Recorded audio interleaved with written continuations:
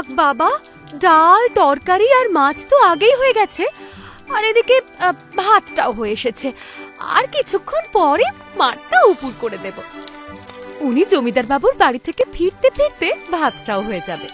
তারপর উনি যেই বাড়ি ফিরে খাবো খাবো খাবো খাবো খাবো খাবো করে আমার মাথাটা চিবিয়ে খাওয়া শুরু করবেন, তখন আমি সঙ্গে সঙ্গে ওনাকে গরম গরম ভাত বেড়ে দিয়ে দেব। ভাত খেয়েই তো উনি আবার নৌকা করে কতদূর যাবেন। কি গো দিদি, ঘরে আছো নাকি?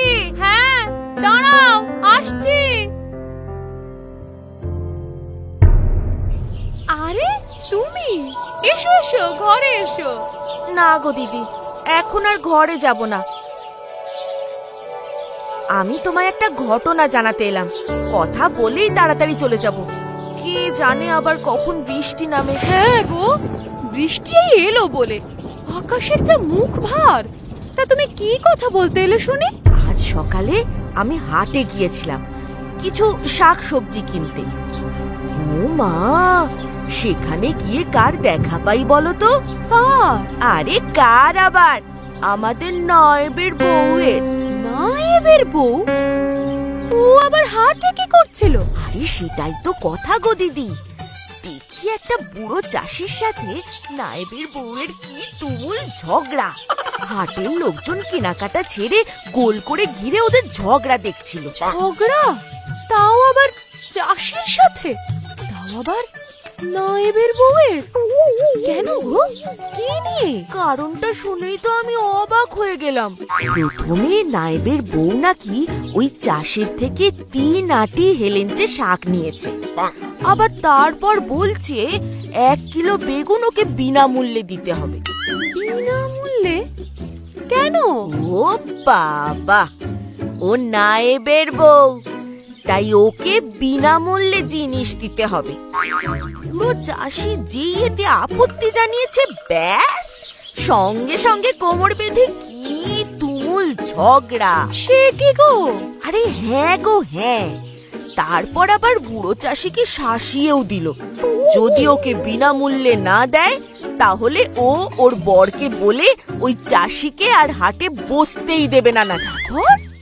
তারপর কি হলো? তারপর আর কি, বুড়ো চাষি ভয়ে কাঁপতে কাঁপতে নায়েবের বউকে শাক বেগুন তো দিলই, সাথে আবার কিছু পটল আর ঢেঁড়শও বিনামূল্যে দিল। ছি ছি ছি ছি, নায়েবের তো অগাধ সম্পত্তি, তারপরেও বুড়ো চাষির পেট মেরে ও কি পেল? নায়েব যেমন শয়তান, ওর বউটাও ঠিক সেই রকম। হ্যাঁ, একদম ঠিক বলেছ। আমি তো হাটে গিয়ে সব নিজের চোখে দেখে এলাম।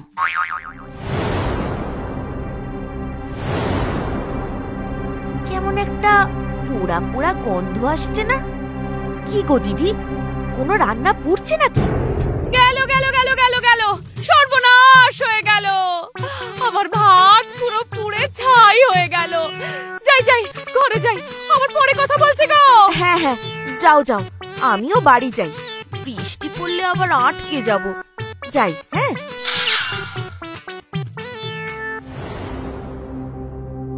এই গেল, যা যা ভয় পেয়েছিলাম তাই হলো। ভাত তো আর সাদা নেই, পুরো কালো হয়ে গেছে। এবার আমি কি করব? উনি জমিদার বাড়ি থেকে এই এলেন বলে, আর এসেই খেতে দাও খেতে দাও খেতে দাও করে বাড়ি মাথায় করবেন, কিন্তু আমি কি খেতে দেব? কি গো বউ, এই বাড়িতে আমার কপাল ছাড়াও আরো কিছু পুড়ছে নাকি? হ্যাঁ, ও মা, তুমি প্রিয় প্রাণনাথ, কখন এলে গো? তোমার গলায় এই মিষ্টি সুর, আর হাঁড়ি দিয়ে বের হচ্ছে পোড়া কালো ধোঁয়া। অঙ্ক আমার মিলে গেছে বউ। হলো বাড়ি ঢুকেই ওনার ট্যাকস ট্যাকস কথা। কেন গো, আমি কি তোমার সাথে কখনো ভালোভাবে কথা বলি না নাকি গো? তোমার ভালোবাসার সাথে বাংলার এক অতি প্রাচীন বাগধারা, মুসলমানের মুরগি পোষা, এর ভীষণ মিল পাচ্ছি, বুঝলে বউ? এই, তুমি কি আমার সরাসরি অপমান করতে চাইছো? করতে চাইছি না, করছি। এই যে তুমি আমার কপালের মতো ভাতটাও পুড়িয়ে দিলে, এইবার আমি খাবো কি? এক্ষুনি তো নিমাই কাকা এলো বলে, তার সাথে যদি এখন আলো থাকতে থাকতে না বেরোই, তাইলে তো সন্ধ্যের অন্ধকারে নদী পার করব কিভাবে? গনসা, ও বাবা গনসা। ওই ওই ওই ওই নাম নিলাম আর এসে হাজির। কি হলো বাবা গনসা, সাড়া দিচ্ছ না যে? ও ও নিমাই কাকা, তুমি এসে গেছো? আরে বাবা, আমি তো এসে গেছি, কিন্তু একই তুমি এখনো তৈরি হওনি কেন? ভোম্বল সেই কখন ঘাটে পৌঁছে গেছে, দিনের আলো কমে আসছে। চলো চলো চলো, তাড়াতাড়ি বেরোতে হবে তো। না গো কাকা, আমি আজকে যাব না। তুমি আর ভোম্বল কাকা এগিয়ে যাও যাও। ওমা, সে কি কথা? কেন? আসলে আসলে আমার এখনো খাওয়া দাওয়া স্নান কিছুই হয় নাই। আমি যদি যাই তাহলে তোমার আরো দেরি হয়ে যাবে। তার চেয়ে ভালো আজকে সাবধানে তোমরা ঘুরে এসো, আমি দুদিন পরে আবার যাব। আচ্ছা, তবে ঠিক আছে। ও গনসা, তাহলে আমি এবার এগিয়ে যাই। হ্যাঁ হ্যাঁ, এসো, যাও সাবধানে। আমাকে ক্ষমা করে দাও গো, আমার ভুলের জন্যই তুমি আজকে বেরোতে পারলে না। এ বাবা, সি সি সি সি, এতে ক্ষমা চাওয়ার মতো কিছু হয়নি গো। একটা কথা আমি সব সময় বিশ্বাস করি যে যা হয় তা ভালোর জন্যই হয়। এই যে ভগবান আজকে আমার যাওয়াটা ভাত পুড়িয়ে আটকে দিল, তার পিছনে নিশ্চয়ই কোনো মহৎ উদ্দেশ্য আছে। এই জন্য আমার এতে কোনো দুঃখ নাই। তুমি বরং আরেকবার ভাত বসাও। বর্ষার দিনে দুজনে মিলে জমিয়ে গরম গরম মাছ ভাত খাই। যাও। আচ্ছা গো আচ্ছা, আমি এক্ষুনি বসাচ্ছি।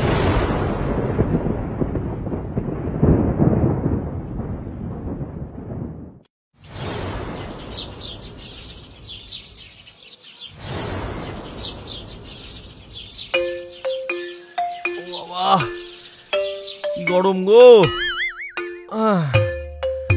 বাবা, বড্ড গরম। হ্যাঁ গো, কাল রাতের ঘটনা শুনেছ? হ্যাঁ, ওই বাজারে সত্য কাকা নিমাই কাকার ঘটনাটা বলছিল। আমাকেও তো পুকুর পাড়ে ফুচকা চুরমুরের মা সব ঘটনা বলল। শুনে আমার গা শিউরে উঠল।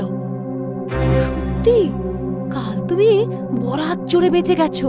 হ্যাঁ, ঈশ্বর বাঁচিয়েছেন, নইলে আজ এখানে আমি থাকতাম না।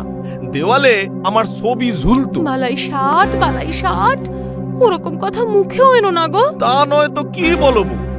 নিমাই কাকা দিব্য সুস্থ আমার সাথে কথা বলে এখান থেকে নদীর পাড়ে গেল, নৌকোতেও উঠল। কিন্তু একটু পরেই এত ভারী ঝড় বৃষ্টি শুরু হলো যে নৌকো মাঝ নদীতে উল্টে গেল। নিমাই কাকা, ভোম্বল কাকা কোনো মতে প্রাণে বেঁচেছে ঠিকই, কিন্তু আরো কত যাত্রী নিখোঁজ বলো তো। তারা তো ওই প্রবল জলের তোড়ে ভেসে বেরিয়ে গেছে। ইস, কি কষ্ট।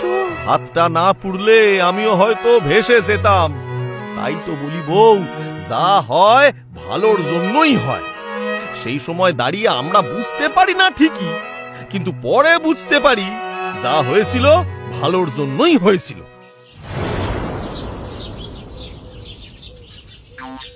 দেখেছো আজ কি সুন্দর ঝলমলে রোদ উঠেছে, তাই আজকে আর সভায় না বসে ছাদে এসে বসতে মন করলো। এই কটা দিন টানা বৃষ্টিতে চারদিকটা পুরো গুমোট হয়ে গেছিল। সত্যি বৃষ্টি জিনিসটা খুব বিরক্তিকর, একভাবে ঘ্যান ঘ্যান হয়েই চলেছিল। কিন্তু বৃষ্টি না হলে শস্য চাষ হবে কিভাবে? আপনার আমার পাতে খাবার আসবে কোত্থেকে? এই অতি বৃষ্টির চোটে আমি পা পিছলে কাল বাড়ির বারান্দায় পড়ে গেছি গণেশ, যার ফলে আমার হাঁটু ছড়ে গেছে আর হাতের আঙুল কেটে গেছে। এই দেখো পট্টি করা। এটা ঈশ্বরের ইচ্ছা হুজুর। ঈশ্বর যা করেন তা ভালোর জন্যই করেন। কি বলতে চাইছো তুমি গণেশ? আপনি বুঝতে পারলেন না হুজুর, গণেশ বলতে চাইছে আপনার হাত কেটেছে, ভালো হয়েছে। কি? হ্যাঁ হুজুর, গণেশ তো এটাই বলতে চাইলো, যা হয়েছে ভালোই হয়েছে। আপনি যে ব্যথায় কষ্ট পাচ্ছেন সেটাই কোনো ভ্রুক্ষেপই করলো না। ভাবুন ওর ঔদ্ধত্যটা একবার ভাবুন হুজুর। ঠিকই তো গণেশ, নায়েব তো ঠিক কথাই বলেছে। তোমার মধ্যে কোনো সহানুভূতি নেই, তোমার মধ্যে কোনো মানবিকতার বেঁচে নেই। আমি এত ব্যথায় কষ্ট পাচ্ছি দেখেও তুমি বলছো যা হয়েছে ভালো হয়েছে। আমায় ক্ষমা করবেন হুজুর, কিন্তু আমার মূল বক্তব্য এইটুকুই ছিল যে ঈশ্বর যা করেন ভালোর জন্যই করেন। আপনার হাত কেটে গেছে মানছি, কিন্তু এর পিছনে নিশ্চয়ই ঈশ্বরের কোনো মহান উদ্দেশ্য রয়েছে, কারণ যা হয় তা ভালোর জন্যই হয়। তুমি মাত্রাতিরিক্ত বলে ফেলেছো, আর আমিও অতিরিক্ত শুনে ফেলেছি। আমি তোমার আর একটাও বেয়াদবি সহ্য করব না। আমি তোমার সভা থেকে বরখাস্ত করলাম। আমি যেন আর তোমার মুখ না দেখি। যথাজ্ঞা হুজুর। আমি জানি এর পিছনেও ঈশ্বরের নিশ্চয়ই কোনো মহান উদ্দেশ্য রয়েছে, তাই আপনার আদেশ আমি মাথা পেতে গ্রহণ করছি। খুব ভালো করেছেন হুজুর, খুব ভালো করেছেন। গণেশের একটা দৃষ্টান্তমূলক শাস্তি হওয়া দরকার ছিল। গণেশের কথা বাদ দাও, কাজের কথা শোনো। কাল সকালে আমি পাশের গ্রাম পরিদর্শনে যাব। আমি শুনেছি বৃষ্টিতে সেই গ্রামের হাল বেহাল। পালকি এবং প্রহরীদের তৈরি থাকতে বলবে। তুমি নিজে অযথা দেরি করো না। আমি চাই যাতে দিনের আলো থাকতে থাকতে পথে কুখ্যাত শালিমার জঙ্গল আমরা পেরিয়ে যেতে পারি। হুজুর, ওই দিনের আলো থাকতে থাকতে সেই জঙ্গল পেরিয়ে যেতেই হবে, নইলে বিকেল হলেই সেখানে ডাকাতদের খুব উৎপাত। আপনি চিন্তা করবেন না, আমি সকাল সকাল তৈরি থাকবো। না না না না না, দিনের বেলায় কিছুতেই বেরোনো যাবে না। বেরোতে দেরি করতেই হবে। এমন ব্যবস্থা করতে হবে যাতে হুজুরের সেই গ্রামে পৌঁছতে সন্ধে হয়ে যায়। অন্ধকারে হুজুরের অর্ধেক জিনিস চোখে পড়বে না, আর সেই সুযোগে আমি বেঁচে যাব। নইলে সেই গ্রামের অবস্থা দেখে হুজুর আমার সব চুরি ধরে ফেলবেন।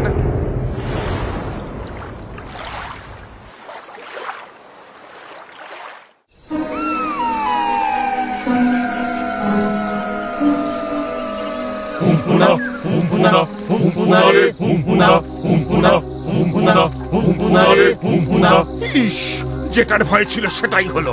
এই অন্ধকারের মধ্যে ডাকাতদের জঙ্গল পেরোতে হচ্ছে। এই সব হয়েছে ওই নায়েবের দেরি করার জন্য। নায়েবকে আমি কিছুতেই ছাড়বো না।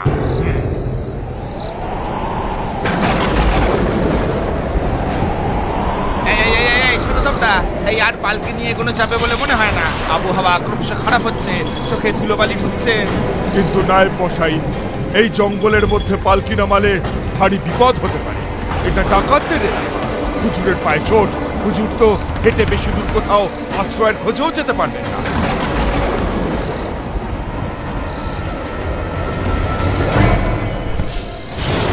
পালাও পালাও সকালে, চাচা আপন প্রাণ বাঁচা।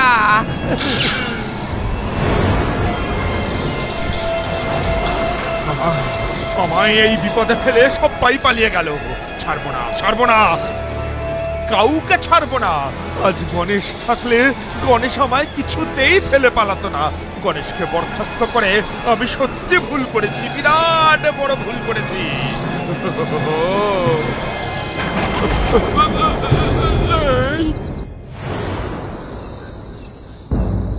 কি বলছো গো? শেষে কিনা জমিদার বাবু তোমায় বরখাস্ত করলেন? এটা তো আমি ভাবতেই পারছি না। এতে আমার কোনো দুঃখ নেই বউ। আমি মানি যা হয় ভালোর জন্যই হয়। কিন্তু জমিদার বাড়িতে চাকরি না থাকলে খাবো কি? শোনো বউ, ভগবান শরীরটা মোটা বানালেও বুদ্ধিটা তীক্ষ্ণ দিয়ে পাঠিয়েছেন। সেই বুদ্ধি বেসেই বাকি জীবনটা ভালোভাবে কেটে যাবে। ও নিয়ে তুমি চিন্তা করো না বউ, কিছু না কিছু আমি ঠিকই করে নেব।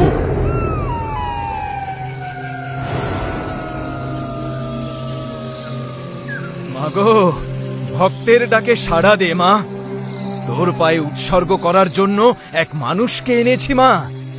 ভক্তের পুজো গ্রহণ কর মা, ভক্তের পুজো গ্রহণ কর। নায়েব কোথায়?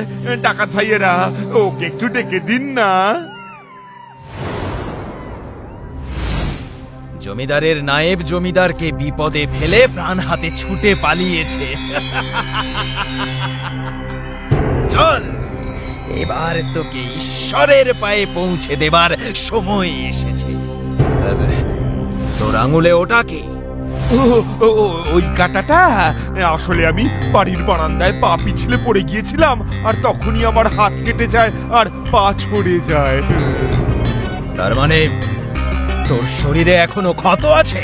হ্যাঁ, হাতে আর পায়ের দুটো হাঁটুতে। এই, ওর হাতের বাঁধন খুলে দে। ওকে আজ মায়ের পায়ে উৎসর্গ করা যাবে না। কি? আমাকে উৎসর্গ করবেন না? না না, করবো না। না না না, তোর শরীরের মধ্যে ক্ষত আছে বলছি তো, তাই তোকে উৎসর্গ করা হবে না। তার মানে আমি বেঁচে যাব? আমি বেঁচে যাব? আমাকে উৎসর্গ করা হবে না? মা কালী আজ তোর সহায় হয়েছে। ওই ক্ষত আজকে তোর আয়ু বাড়িয়ে দিল। আজই হয়তো তোর জীবনের শেষ দিন হতো। যা, পালিয়ে যা, পালিয়ে যা, পালিয়ে যা, পালিয়ে যা এখান থেকে।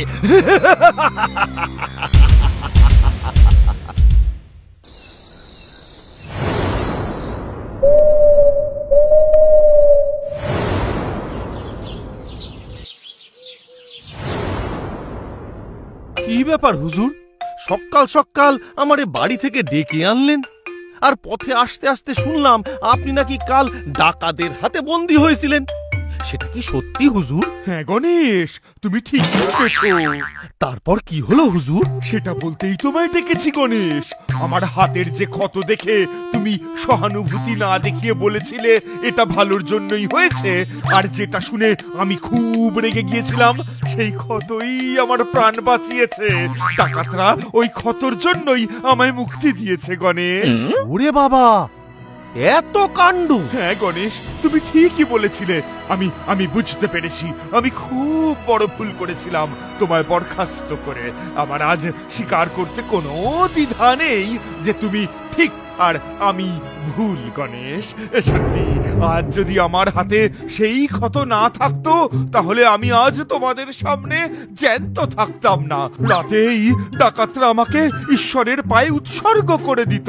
তোমাকে বরখাস্ত করে আমি খুবই ভুল কাজ করেছিলাম গণেশ। না না হুজুর, আমারে বরখাস্ত করে আপনি ভালোই করেছিলেন। কেন গণেশ? এর মধ্যে কি ভালো উদ্দেশ্য ছিল? আপনি একবার ভাবুন হুজুর, যদি আপনি আমারে বরখাস্ত না করতেন, তাইলে সেই দিন আপনার সাথে আমি যাত্রা করতাম। নায়েব মশাই আপনারে বিপদে ফেলে নিজের প্রাণ হাতে পালিয়ে যেতেই পারে, কিন্তু আমি তো সেই ধরনের মানুষ নই। আমি কিছুতেই আপনারে বিপদে ফেলে পালাতাম না। ফলে ডাকাতরা আমাকেও আপনার সাথে বন্দি করে নিয়ে যেত। সেখানে গিয়ে আপনার হাতের ক্ষতর জন্য আপনি প্রাণে বেঁচে যেতেন, কিন্তু আমার তো কোনো ক্ষত ছিল না হুজুর। ফলে তারা আমাকে তো উৎসর্গ করতই করত। হ্যাঁ, সেটা তো তুমি ঠিকই বলেছো গণেশ। ভাগ্যিস আমারে বরখাস্ত করেছিলেন হুজুর, নইলে আজ আমি জ্যান্ত থাকতাম না। ঠিকই তো, ঠিক কথাই বলেছো। এই জন্যই তো আমি বলি হুজুর, যা হয় তা ভালোর জন্যই হয়।